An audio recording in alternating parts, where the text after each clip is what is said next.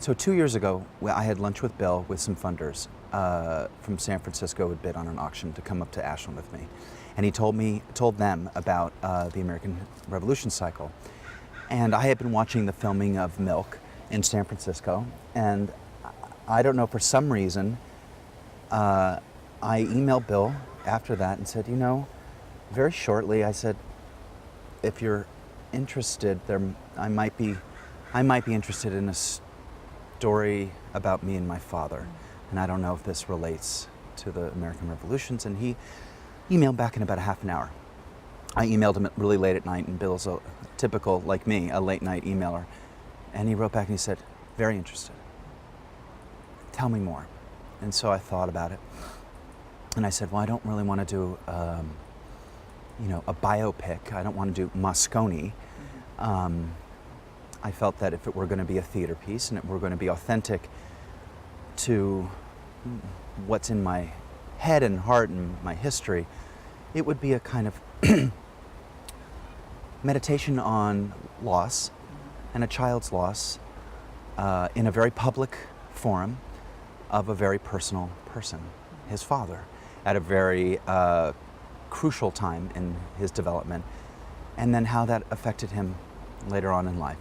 So it was with that I threw this to him, and he really liked the idea.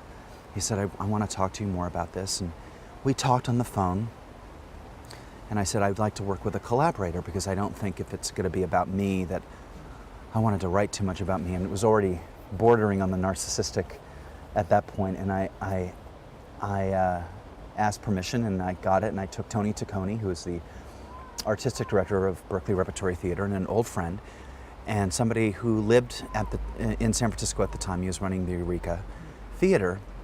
I took him out to drinks and told him about this, and I said, you want to collaborate with me on this? And he finished his drink and he said, yeah, great. And that's when we started.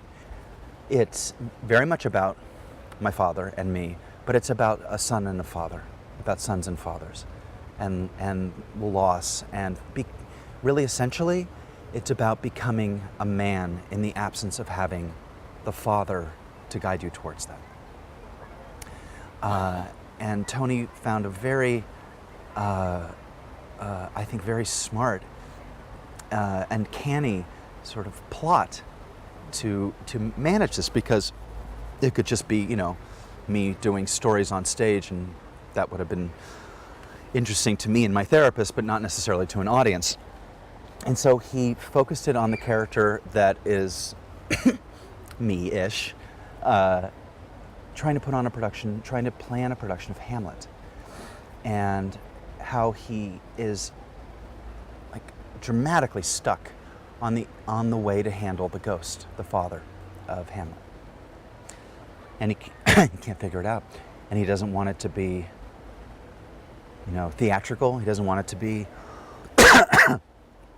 this. He doesn't want it to be that. He doesn't want it to be this. But he doesn't know what he wants it to be. And it sort of becomes the catalyst for the past of this man, John, coming out and into his consciousness about the loss of his own father.